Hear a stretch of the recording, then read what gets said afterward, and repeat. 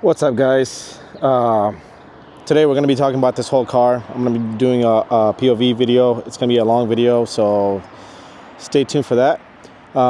Basically, I'm going to start off with doing a whole overview of the car itself, the mods, the modifications I've done, and then we'll go for a drive. Obviously, we're going to do a long drive, actually. And so if you don't want to watch the whole thing, you can skip through, parts of it and watch. So let's get started. This is actually my '89 Toyota Supra. It's actually a turbo model from Toyota itself. I did a 2J swap in it. It's a stock block GTE motor that I bought years and years ago before the inflation and super tax on these motors. And then let me just give you the whole rundown, exactly what I've done.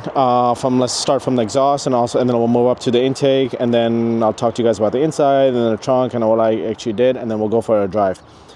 So on the exhaust side, it's basically a Borg Warner turbo.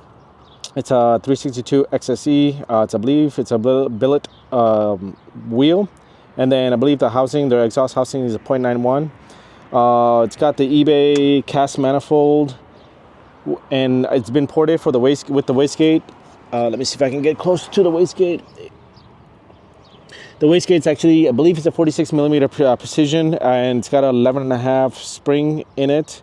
On the side here, I got a SP catch can, 4-inch intake with a K&N filter. That's from SP. The catch can itself. Then you got yourself a carbon fiber cover.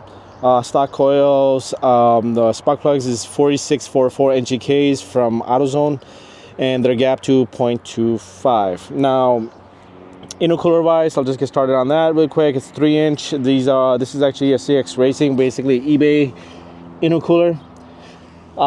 It's held pretty well so far. I've had zero issues with it. Then you got in the front, you got the PHR cam gears.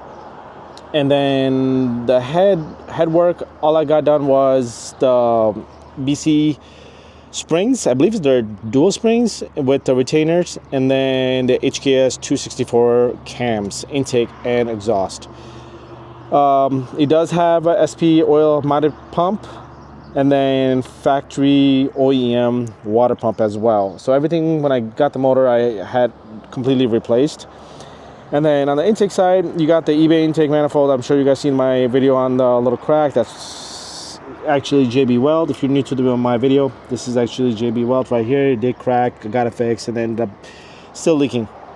So eBay, hybrid tune, rep, intake manifold. My injectors are 1650cc. They're Victory Motorsport injectors. What else am I missing on the intake side? The wiring harness was done by my buddy Joe Star Art. If you're watching this, I appreciate you. Thank you. It does have automotive fuel regulator. It is coming from the tank as a negative -8 fitting, and then the return is -6. It does have a Chase Bay power steering reservoir, which does not have a line for a cooler line, I should say. It's just straight coming from the power steering pump to the rack, and then return obviously to the catch can itself. And then again, this is a Tial, I believe, 50 mil, I think. That's pretty much it. And then you got your coil radiator, which is with the factory GTE clutch and fan, and then with the 7M shroud. So that's pretty much it in the front. On the right, the Breakmaster Reservoir, I believe that's a 4Runner, and I'll try to see if I can find the part number. That's basically what that is. And then that is my Tilton. Is that Tilton? Yeah, Tilton Clutchmaster. And the reason why I have that is I have a Grannas 6-speed transmission in the car itself. So I believe that is basically the engine bay. The inside is basically factory. Don't mind the little door seals here. I do have that. The pieces that go in here actually broke off. So the seats are completely worn off. Yes, I have 2 rips, but other than that, interior, it is burgundy, and it's very factory. Don't mind the mess.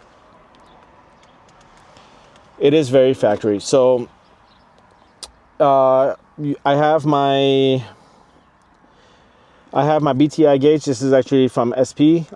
They actually custom had made these. So if you're looking for some nice gauge to have, if you're using an aftermarket ECU like Infinity, EM Infinity, or EMU Black and Classic, you can go with this gauge and it'll give you pretty much all the readouts for the sensors that you're using. I did forget to mention, I do have an oil sensor in the engine bay. I do also have the intake boost.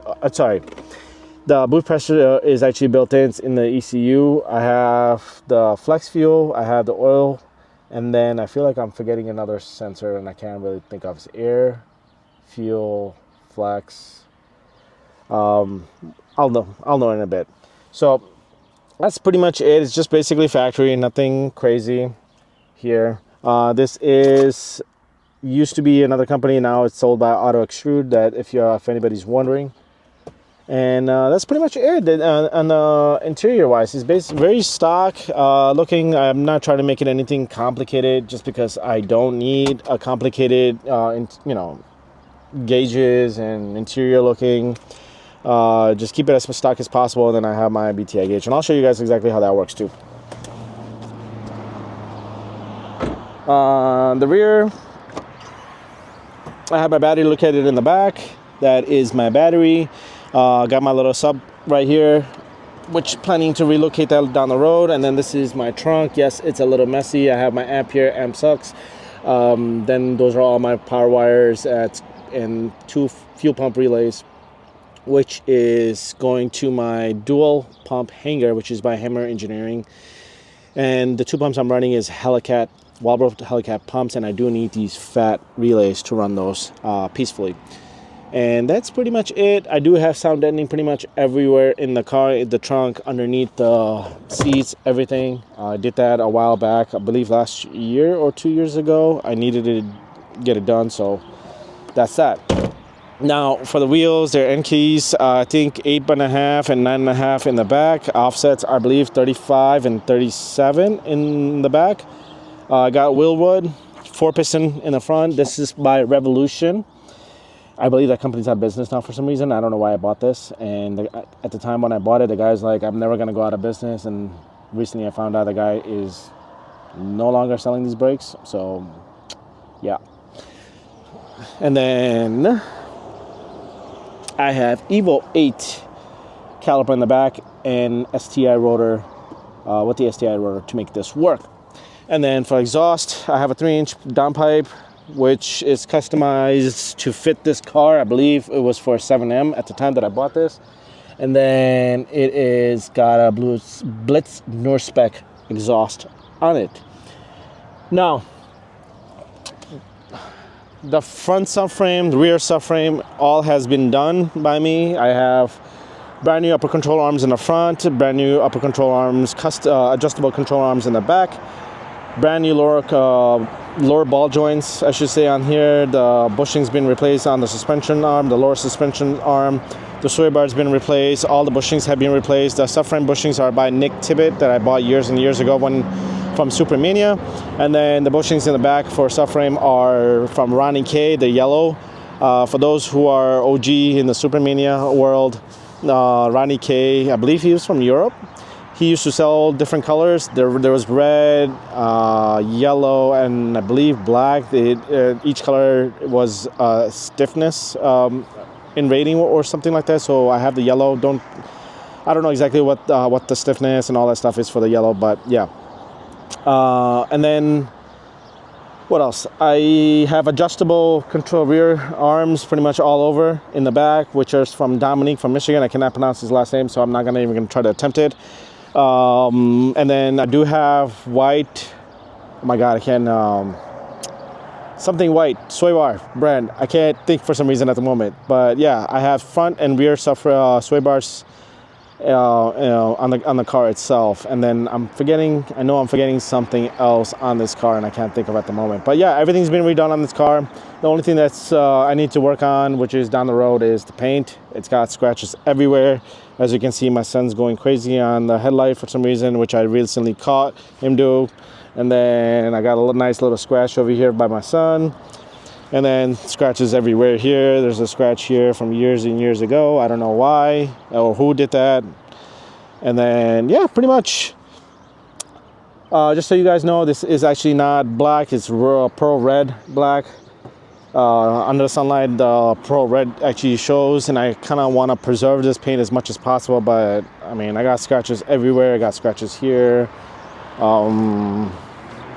Scratches all over the spoiler. There's a nice little scratch here. And yeah, last two things before we go ahead I'm gonna start taking this for a spin. It's a nice weather outside. It's about 58 degrees, so it should be nice drive. Do got a nice little, can't even think of the word, but this little piece. And then number two is the taillights. They're actually LED taillights. So yeah, that's pretty much it, guys. Let me get my headpiece on my head, and then we'll do a nice little POV drive in this car.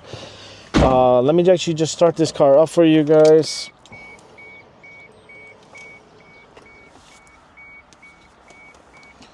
It's my BTI Gauge. So it's got an oil pressure boost, obviously sensor is actually built into the ECU. I do have a fuel pressure sensor.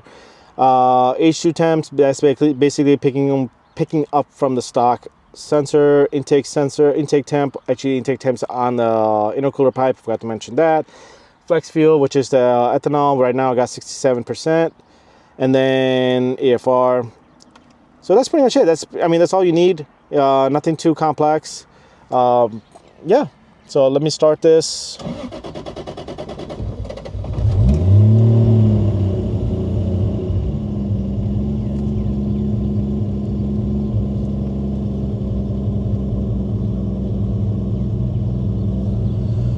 Now, I recently just got over 100,000 on the car itself. I bought this car years ago, I think about 18 years ago. It had 66,000 miles on it, and the guy before me had it for about 15 and a half years, and I've had it more than that now. And this was his baby, and now it's mine. I do have the original motor. It's actually in my storage unit. It's got the original 7M turbo motor. I had originally sold it, and then I bought it back from the guy who I sold it to. And yeah, I just wanted to keep it. I do have a check engine light, and the reason why is because for some reason my AFR sensor is coming out late, and then the sensor and the light goes away. And then I do have an ABS anti-lock light, keeps flashing here and there. It's because I took the ABS out like an idiot, because I found out my rear brakes lines were collapsed. I thought it was the ABS unit, but yeah, so I ended up taking it out. This was about 2 years ago, so kind of regret it, but now at the same time, not looking back. So yeah, let me get my headpiece on. I'm gonna try to get the mic installed somewhere around here so I can at least talk, and we'll do a nice POV drive. It's gonna be a long drive, guys. I might be swearing here and there because I've been running into a lot of idiots on the road lately that are not driving properly. So if you hear me swear, I'm sorry. Yeah, so we'll go through a couple of different levels of boost. Right now I have it set up to 1, so it goes all the way to level 5, and I believe level 1 is about 15 to 18 pounds, and I think it goes into increments of 3. So 18, 21, I know it should be going to 24, but it goes to 25, I believe. So it's like 3.5 increments set up, I believe. So I'm gonna set it up at 1 and let the car warm up a little bit. It's almost, it's pretty much warmed up, and transmission, it still needs to warm up a little bit. So I'm gonna go ahead and grab coffee. So we'll go for coffee first, and then we'll go for a drive. So let me get the headpiece on, and then let's get started. All right, guys, let's get started. I hope my mic is set up correctly. I have it set up right next to the camera itself, and I hope it's able to pick up all the noise from the exhaust, and so that way you guys can hear the exhaust and also the turbo itself. And then along the way we'll talk about the car itself and the likes and what I don't like. And I'm probably gonna get a lot of weird looks because I have a weird headpiece on my head, but whatever. Oh, I do gotta go pick up coffee, so we're gonna do a coffee run and then we'll go for a nice little drive.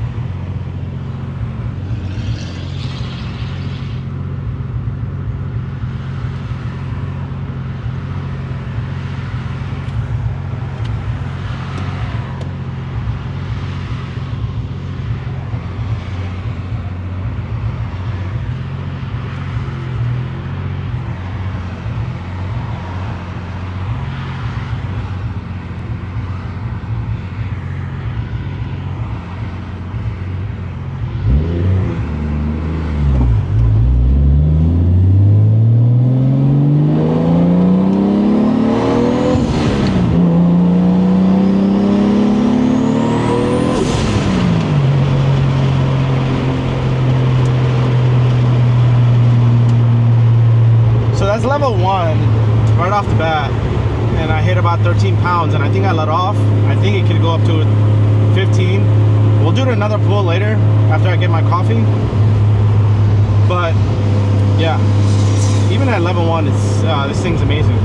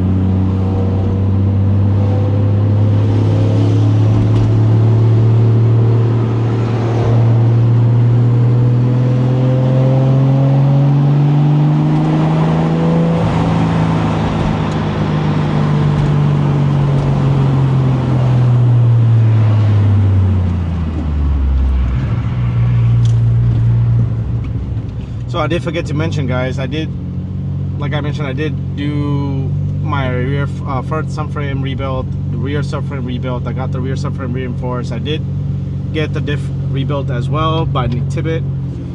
It's got a weird stage 2. I believe that's for better locking if you're doing road racing and drifting and stuff like that. And I've been told I'm supposed to hear some chatter and stuff, but I've been hearing some clunk, and I'm assuming it's normal because of the spring load. So I mean, the car drives perfectly fine. It boosts well, really well, and diff holds, and it's been not giving me any issues and stuff. So I'm assuming the clunk is very normal because of the spring load, because the spring load is a lot higher than the factory one is, from my understanding. So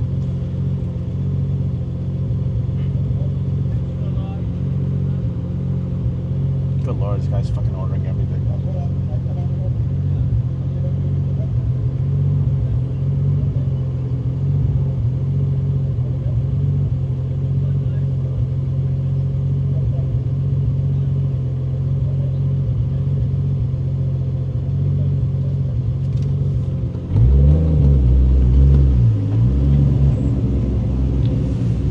God, why'd you stop at 5 sugar? Should I just went all 10? Morning.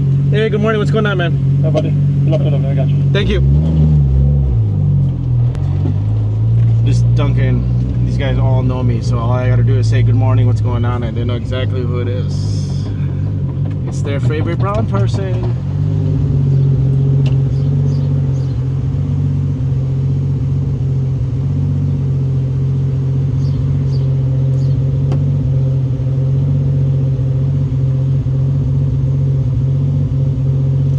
I'm gonna actually turn this off for a second. I just privacy wise, I don't know if they're gonna be comfortable for me recording them, so stay tuned. And we are back. Just for privacy reasons, guys, I had to I wanted to respect you know, if they wanted to be on camera or not, and I didn't want to ask, but just do it. But all right, let's go for a drive. We're gonna be doing a nice little long drive. I'm gonna be taking the back roads. We're gonna be talking about all the likes about my car, all the stuff that I hate about this car. And yes, there is a lot of stuff I hate about this car.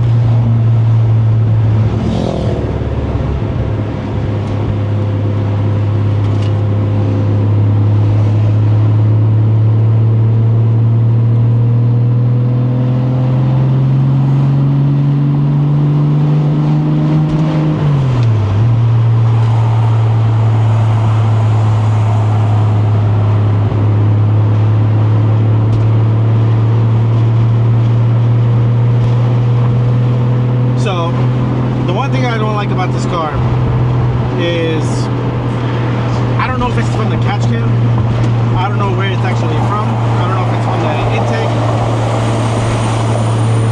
but there is an E85 fuel smell in the car anytime I am pulling out of a parking lot or something like that, or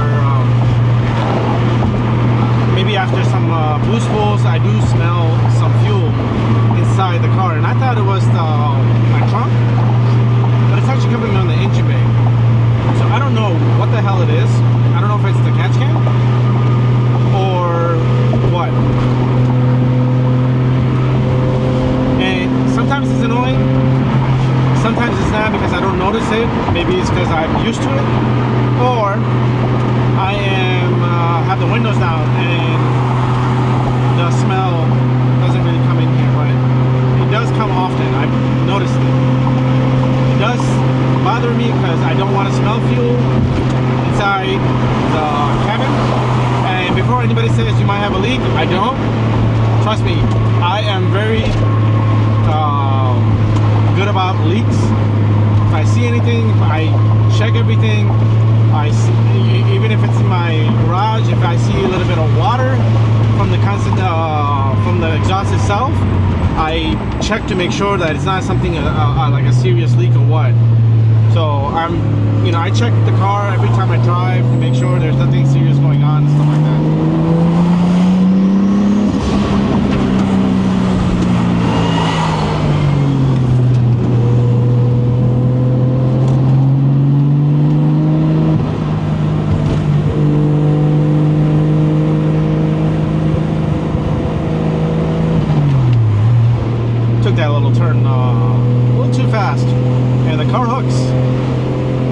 little cold outside, still 58 degrees, and it's supposed to get to 80 degrees today. So the tires just, you know, take some time to warm up.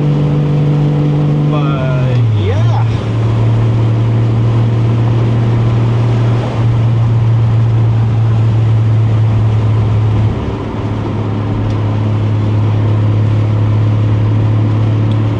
The thing I like about this car, one of the things, it drives like stock. It's great. I mean, the clutch, for those who don't know, I have the Tilton, is it 246 or 256? It's SD. I can't even think of what the model number, but I'll try to put it in the description if I remember. But it's a twin disc clutch. I went from a Clutchmaster FX400, which is like super soft clutch, where the pedal wise, where my son, my 5-year-old son, can basically push the clutch pedal and drive the car. But this Tilton, this twin disc, this is my first time ever having a twin disc. It's completely different, night and day. It's a very heavy pedal clutch. I'm used to it now. It's easy to drive, but when I first got it all installed and stuff, I was not happy at all. Like, it took me a while to get used to it. The transmission, it's great. It's driver focused. It's when I installed it, it was sitting in almost in a tilt way, and as you can tell, like, it's sitting like this, and anything I throw at it, it holds.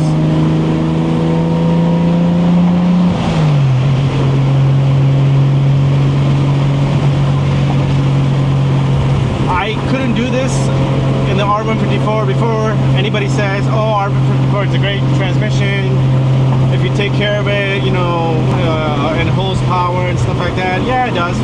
But the transmission I had, it was great, but I want to drive with a peace of mind. I want to beat the shit out of this, you know, the car itself, because I built it. I don't want it to be sitting in the garage. I built it to drive it, and I don't go for like looking for people to race and stuff like that, or take it to the track. This is strictly built for me to de-stress, go for a nice long drive, do some boost pulls, and come home and not have to worry about, did I break anything, and or, you know, if I have to put it back on the jacks and fix stuff. I can literally beat the shit out of it right now on this video, and then 2 days later, tomorrow, even a couple of hours later, I can go in the garage, start it up again, and go for a drive like nothing. And that is the reason why I built this in a way, with the transmission, the brakes, the motor, all the stuff, the mods I have. And it was a horrible downshift.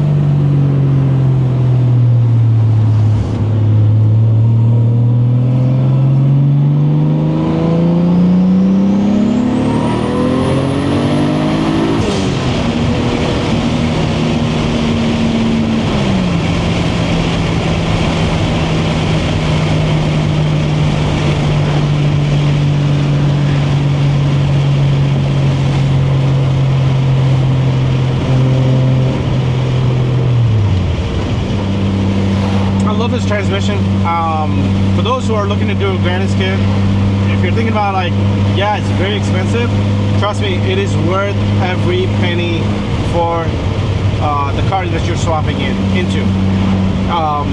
Like I said, you can bang gears and not have to, oh, I forgot that, not have to worry about breaking this transmission at all.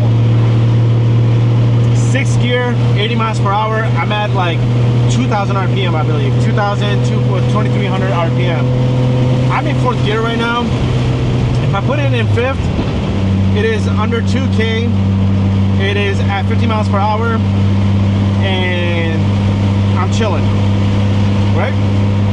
But when you want to get into it,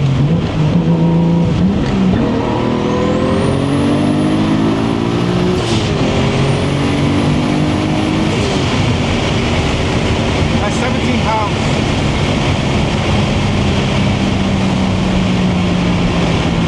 I can literally get into it. You can drive it like stock, get into boost, and go.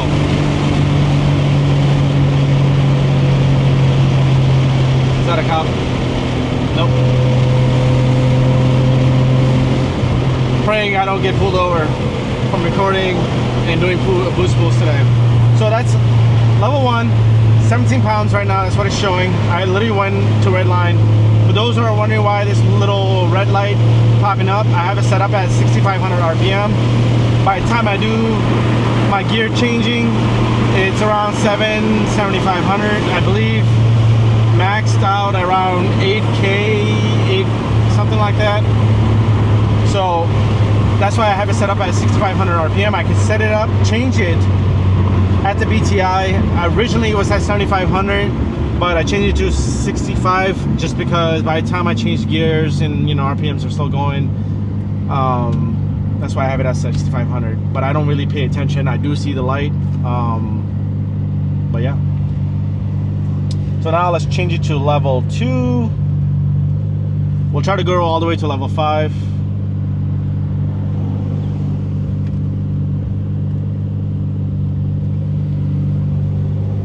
And now I try to get pulled over.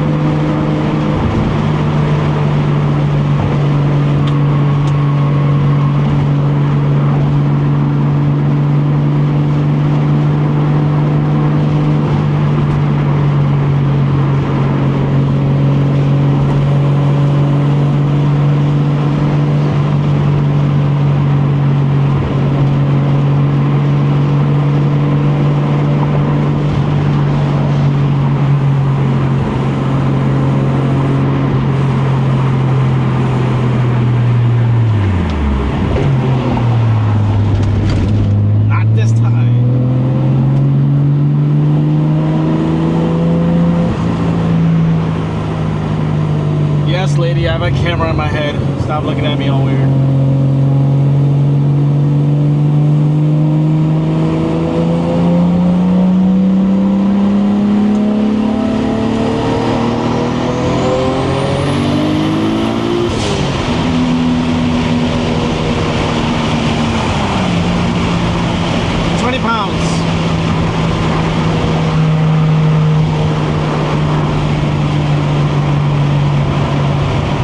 Level 2, 20 pounds. I took it all the way close to red line. Did get that light flash.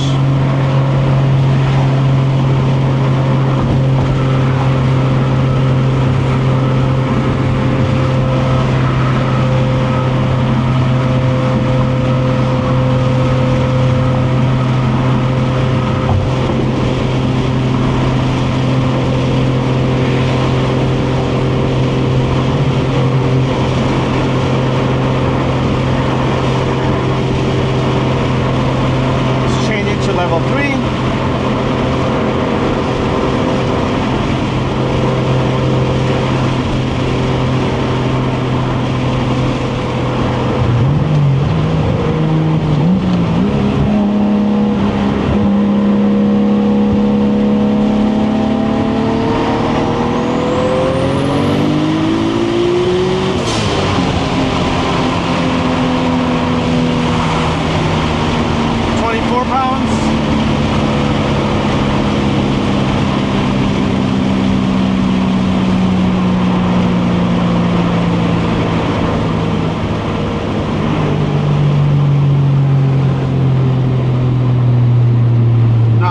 Driving level 3 at all times. I feel like that's the sweet spot for this car. Everything else is just seems too much for the road.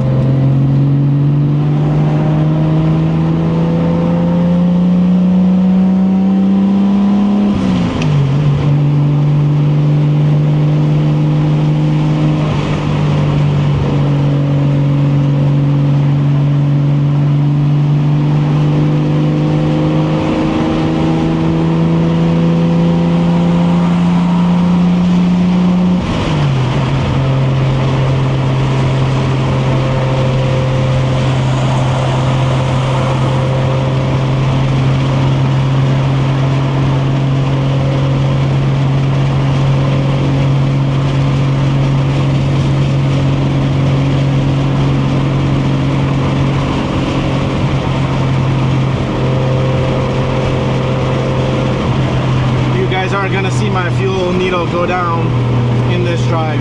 It's already gone down.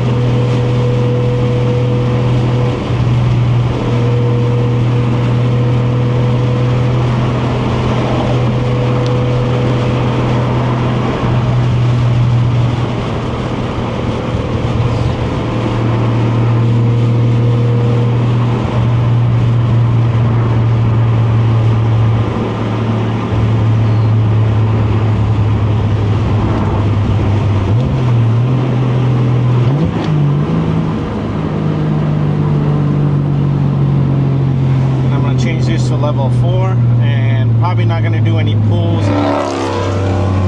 anytime soon, just because now we're going to be hitting this main road that's going to have a lot of traffic, and it's possible there's a cop sitting here somewhere, so not trying to get pulled over in this little drive.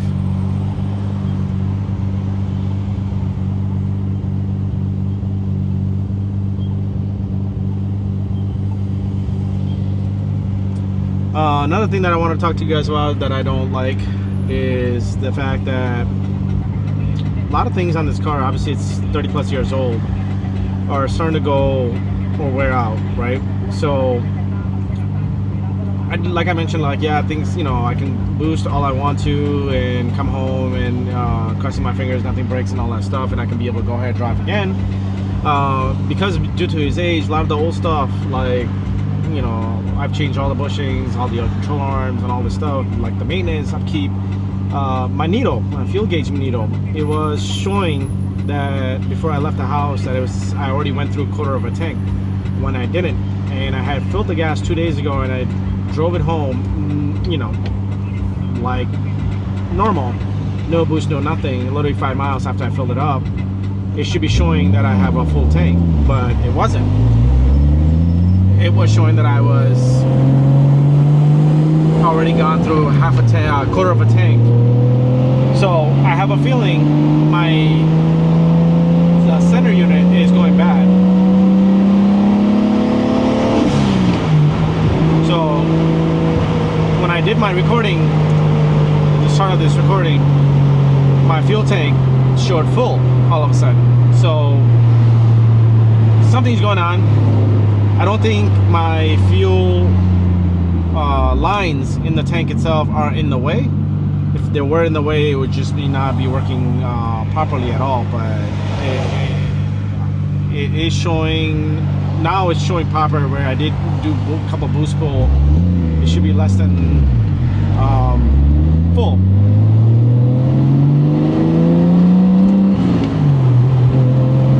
I do notice that towards halfway to and like quarter tank, it starts to drop in fuel pressure, and I think the sending unit is not working properly where it could be lower. So I want to first drop the fuel tank when sometime in the next couple of weeks, maybe the next couple of months, if it's, you know, gets to a point where it's bothering me. I'm gonna go ahead and order a new unit and replace it, just because it is 30 plus years old. I just want to have a peace of mind of everything.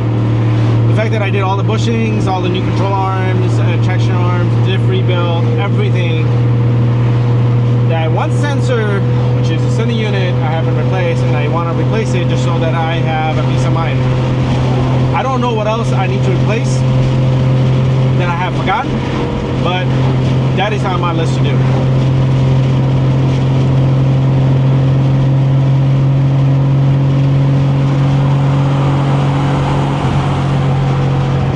Now let's talk about what I like about this car. Another one. I can literally get up and Saturday morning, Sunday morning, first thing in the morning, when the temperature is nice, I can just get in the car, and it's just the greatest feeling in the world. I don't even need to get into boost, but if there's all green lights and empty roads, it's the greatest feeling in the world.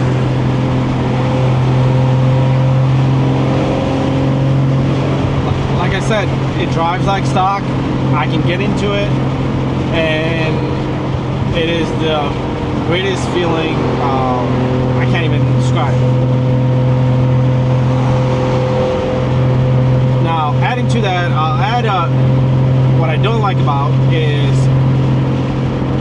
times, majority of the time, there is a lag in the turbo. Even though I have a 62 millimeter, I believe it's a 62 millimeter or 61, could be a 62.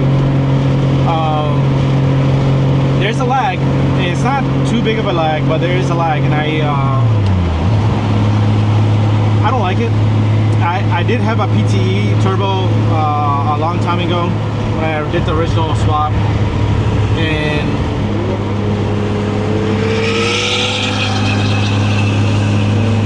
okay, cool guy, I will eat you out alive. The PTE turbo that I had, it was a 60-1, I believe it's a 61 millimeter, and that turbo was always in boost for some reason, and it would start boosting around 2K, and I'm not exaggerating, and it was the most fun car to drive when I had the turbo. I made 523 horsepower, I think, to the wheels with that turbo, and it was like around 500 torque too. And believe me when I say it was the most fun car. The boost was always there, and it was the most street friendly turbo for this car when I had it. And I still have that turbo sitting in my shelf. And then I wanted obviously more power, and I went 366 Borg Warner, cast iron wheel, and that thing was horrendous. I needed literally like half a mile of open road in front of me, just because when the boost came on, which was around like 4,000, something like that, maybe 3,500 or something like that, it came on hard. Like it was like I was on the back of my seat, and I did not enjoy it at all. It was not street friendly at all. It was mostly highway driving that you would you would get on the boost.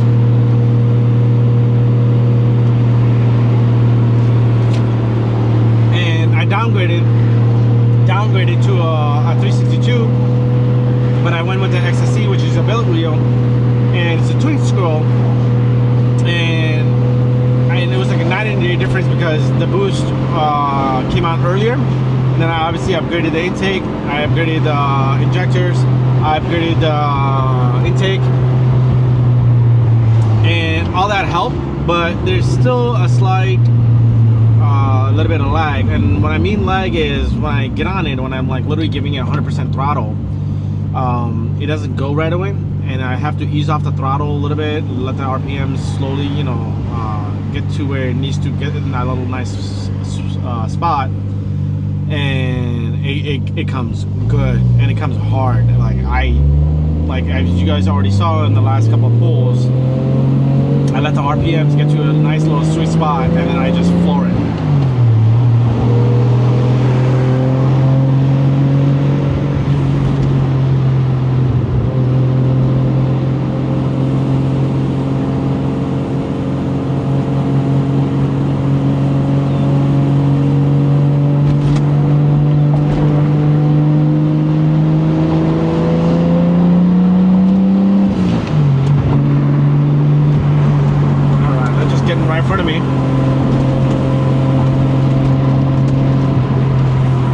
Making it right, buddy. I hope.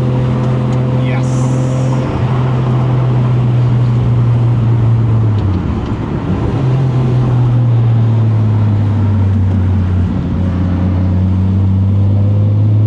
I hope this is the street.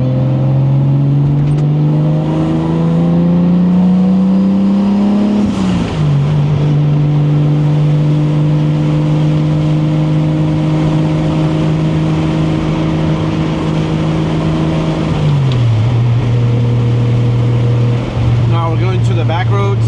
This is something that I do often.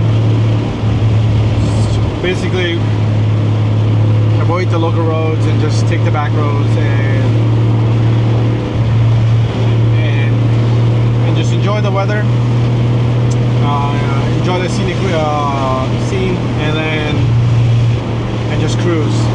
And I'll do boost pulls. I still got to go through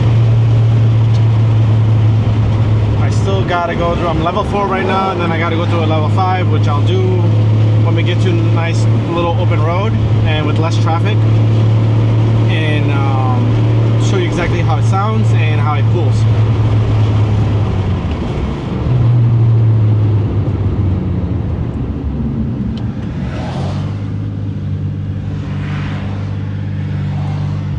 And then I might pull over to a gas station, which in the next 5 miles or so. I changed the battery out on the camera for some reason. The battery hasn't known. The battery seems to be draining quite fast, and I thought on these Action 4s they last a while, but I've noticed with like 40-minute drive and stuff, the battery's around like already like 30%. So for safe reasons, I just want to be able to record this whole driving. I just want to go ahead and switch it out. I do have another battery in the bag.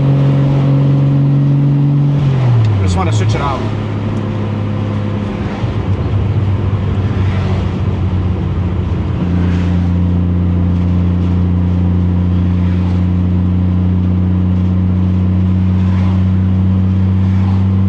While we're driving slow, let's talk about another thing I don't like. I don't like my seats are, my driver's seat already torn apart, and that tells me I gotta spend more money.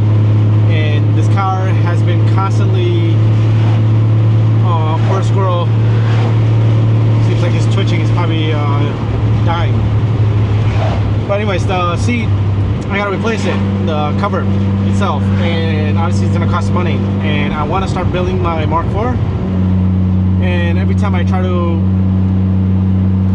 say I want to start on the Mark IV, it's like I find something on this car that I want to fix and have it nice and clean. So I want to replace the car seat, but at the same time I don't want to do it now just because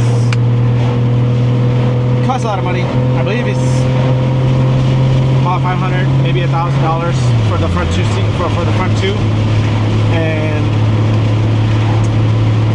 I don't want to spend money now, but I feel like I'm saying this now, and in a couple of months you'll see a video of me taking the seat apart and changing the cover.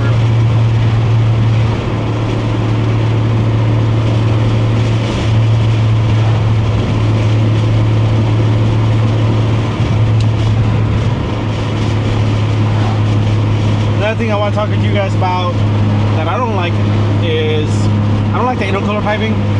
I don't like the intercooler setup. It is an eBay intercooler. Cxracing, obviously all those kits are eBay. The piping itself, I'm not happy about. At least on the exhaust side, the intake side, I can work with for my sanity. But the exhaust side, I was planning on doing it this winter myself. But with the temperature being cold, I got lazy. I just didn't have the proper setup for the welder itself, the tools to hold the piping itself. I want to buy all that. I want to invest money in that and learn and practice and install it on this car. So and then I test it to see if it holds and everything. But I just never got around to it.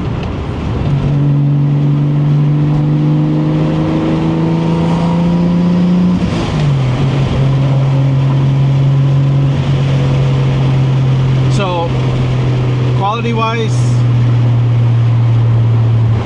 yes, I focus on not just functionality but looks wise too. I want to, if I'm building something, I want to make sure that it looks like shop quality. Now I'll never get to that quality, but I wanted to at least get to where if I pull up to a meet, people look at it and they'll be like, wow, who did your work? And I'll be like, yo, I did it. So quality, I want to focus, but at the same time functionality as well, because I got to make sure it works and not just looking pretty.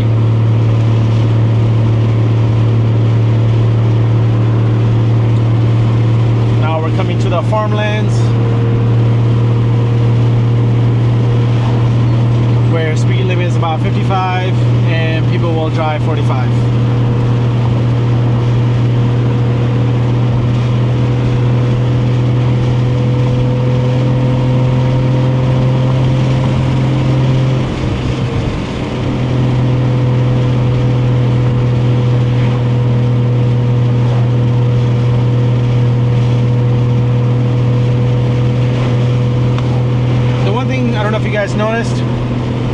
I did the boost pulls at 1, 2, 3 levels, the car drives straight. And alignment is a huge thing. It's if you guys aren't aware, when you guys are doing aftermarket control arms, make sure you guys take it to a shop that knows what the hell they're doing and have actually done alignments with adjustable arms, even upper control arms. Now I got alignment done twice on this car because of the upper control arm.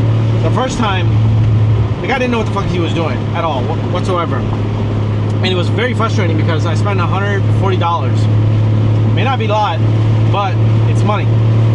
And if I'm giving you my car for alignment, and you guys are a performance shop, my impression is that you guys know what you guys are doing because you guys are building performance cars. You guys should know aftermarket parts, adjustable wise, not brand wise. Oh, you know, we never work with this brand stuff. Long as it's adjustable, you should know how to adjust it and do alignment properly. That's my thing. So this guy didn't know what he was doing. He was afraid to touch the upper control arm on this car, and I just got to a point where I'm like, dude, just give me the car. Whatever you got, you know, done. You know, if you made it to a point where I can at least drive straight, just give it to me. Then I took it to another shop that is well known here in Illinois. He took me in, which I was very surprised in a couple of days. Because that shop, last time I called a couple of years ago, they were backed up 3 months. Because the shop is well known. And the fact that he got me in within a couple of days and did it overnight, you know, the next day, and I was able to drive it home with, you know, just straight, now I'm boosting and all that stuff. I mean, it's like, I can't, money well spent.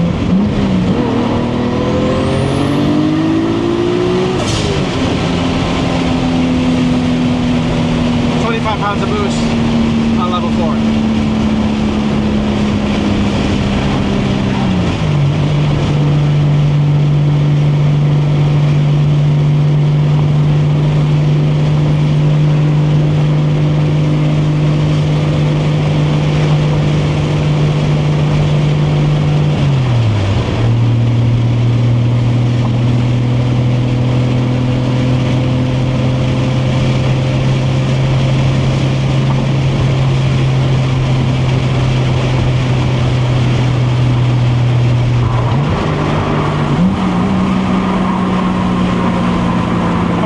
Pause the video here slightly. I am going to go ahead and change the camera out. Now we're coming to another road that's just going to be straight farmland, and this is where the road feels amazing to me, at least.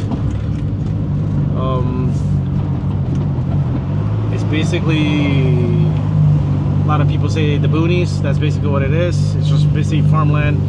I do want to take the road that I was just on further west, but that's gonna take me to Rockford. That's gonna be another hour or 2 drive back home, and yeah, not looking forward to that. So let me just replace the battery, and then we'll get right back on the road. All right, guys, I got the battery switched out, and all the bikers are pulling in. Like I said, we're in the boonies. It's all farmland. This is where all like people just go out to go for a drive, and yeah. So we're pretty much going to be seeing farmland, a lot of bikes, and might see a Porsche or so, or another guy basically on the drive just like me.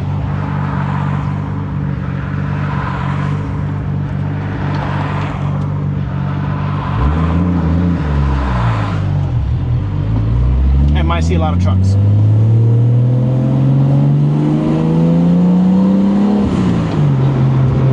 And I'm going to switch this to level 5. This is my oh shit level.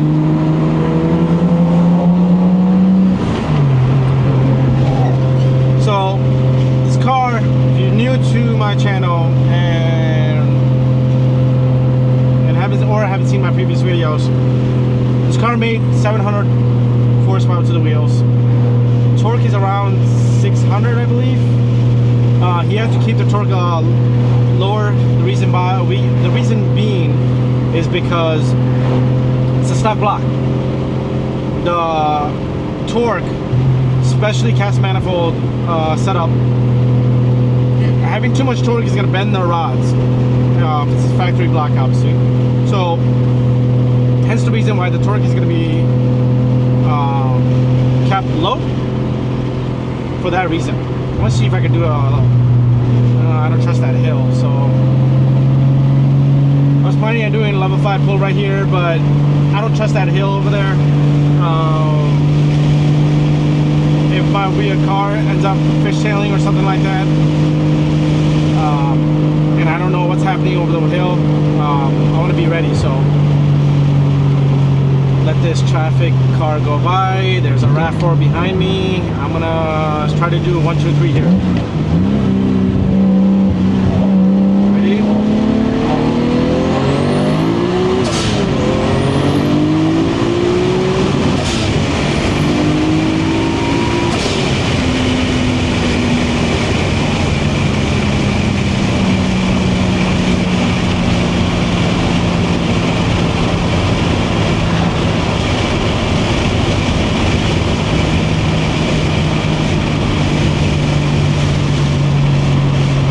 Shit.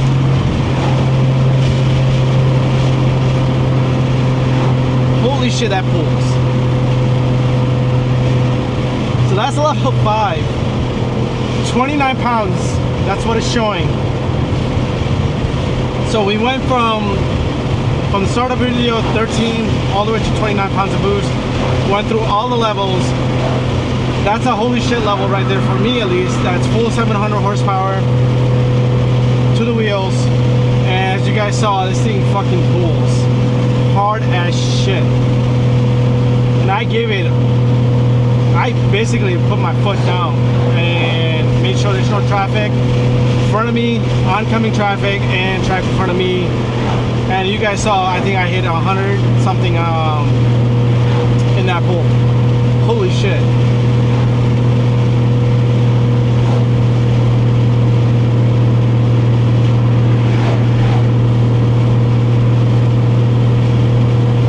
That was 1, 2, 3, 4.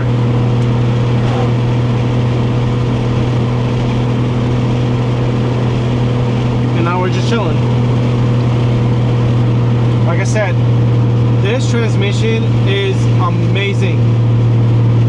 If you guys thinking about doing a swap, I will 100% tell you, do it. Don't look at the money, look at the smiles. Think about the blue balls you'll be getting from this car, or any car you're doing builds with this and trying to plan on doing this transmission swap in it. It is worth it. You can throw anything at it and it will hold.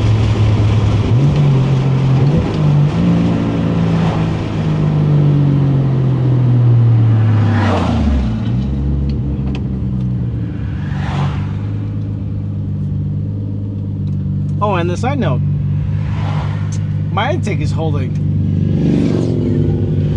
There's no misfire at all. Knock on wood. And all the pulls that I've done, and every time I got to the light, the RPM is consistent. It's not bouncing around. It is not high. It is where it's supposed to be, and it sounds like it is healthy. So the fix and the weld and the JB weld, it is holding. This is what I love. Just nice little cruise.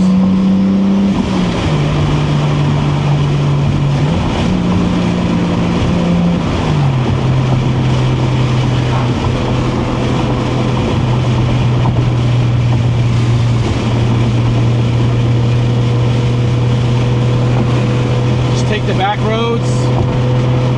early morning, nice little cold weather. Bikes are everywhere. So far, no one's driving slow and getting on my nerve.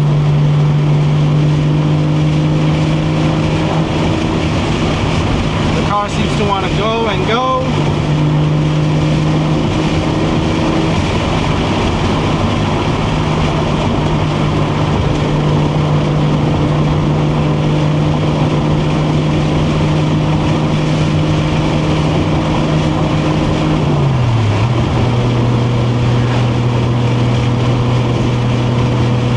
So let me show you 6 gears, since we haven't really gone into 6 gear. Under 2K at 60 miles per hour. And if I want to be cruising, if I'm worried about gas or anything like that, yeah.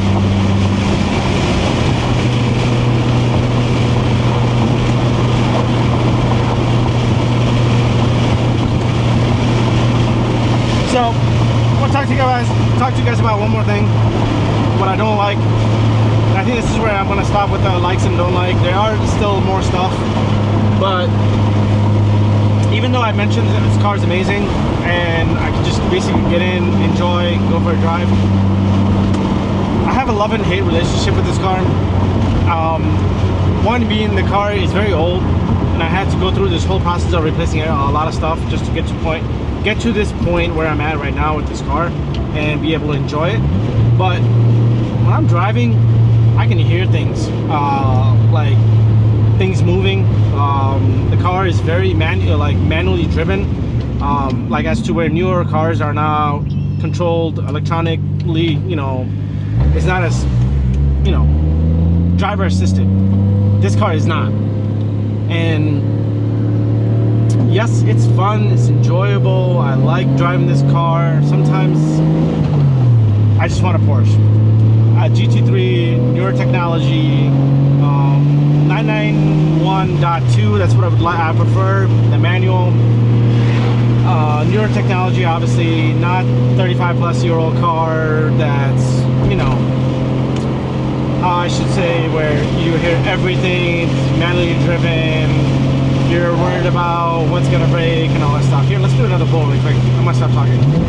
And this is where I'll stop doing pulls after this.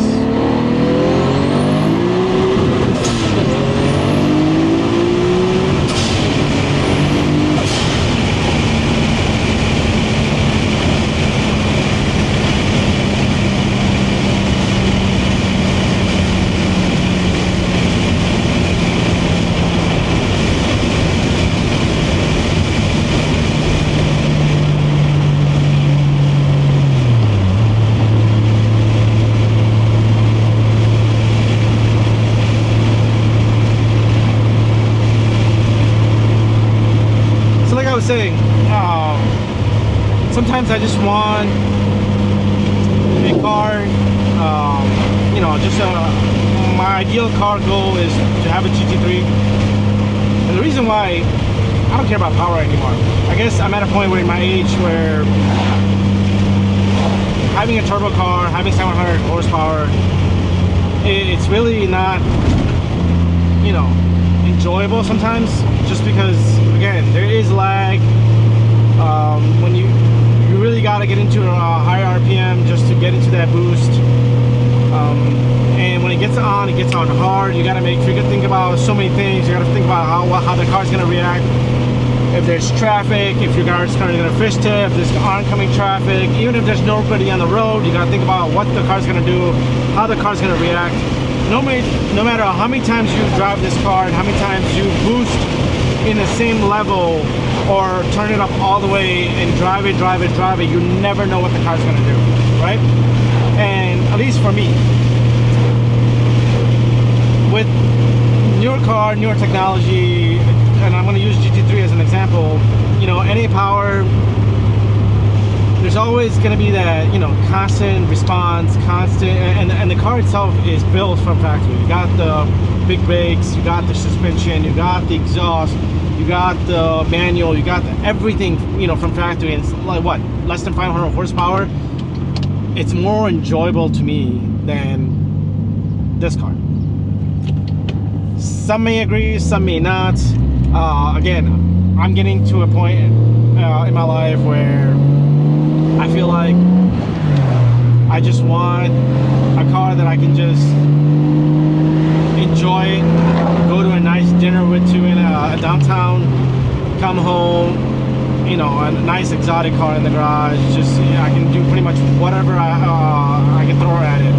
It's not about the power, it's just basically everything else past that, right?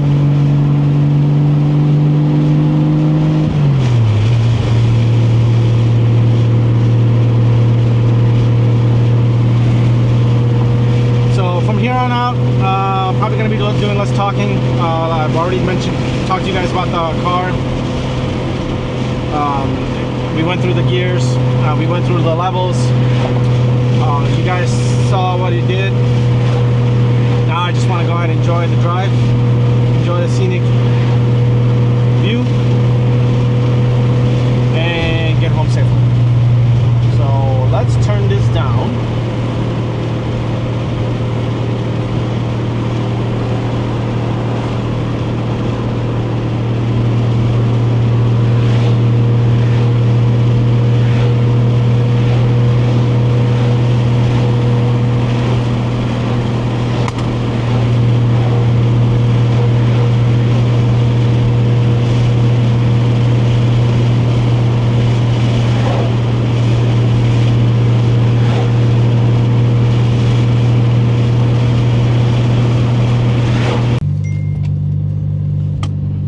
Sorry guys, I pulled over on the side of the road and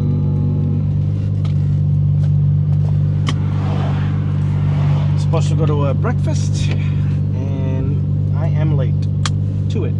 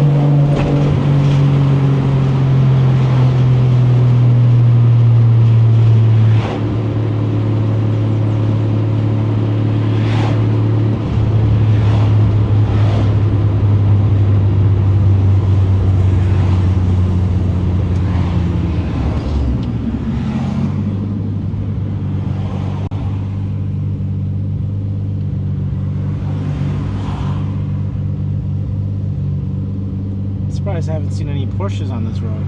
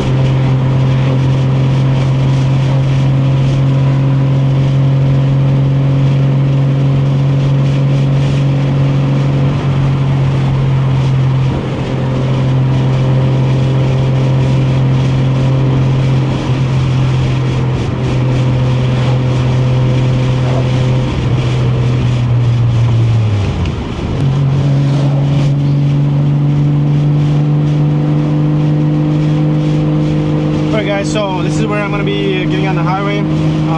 This is where I want to end the video. I don't want to add another 20 minutes of me just driving on the highway. So I hope you guys enjoy the video. I hope this mic actually recorded all the sound and me talking to you guys about this stupid car. Yeah, I hope you guys enjoyed. If you have any questions, please feel free to leave comments. I always respond really fast. And yeah, I'll have more videos in the near future. More POV videos, probably gonna be less talking and all that stuff. So on that note, I'm gonna pull over, take this headpiece out because this headpiece is getting really annoying right now on my head. So thanks for watching, guys. I hope you guys enjoyed this video. And again, I do want to, the last thing I do want to mention is that thank you guys for everybody that subscribed to my channel. 2-3 years ago I started posting more and more videos, and I started with like 84, I believe, or subscribers. Now I'm at 610. So I appreciate everybody that's subscribing to my channel, and I promised you guys I wish promise to have more good videos, more good content, and Mark IV video that I'm soon going to be starting on. So I appreciate everyone. Thank you so much. Thank you. So on that note, guys, everybody have a wonderful day, and thanks for watching.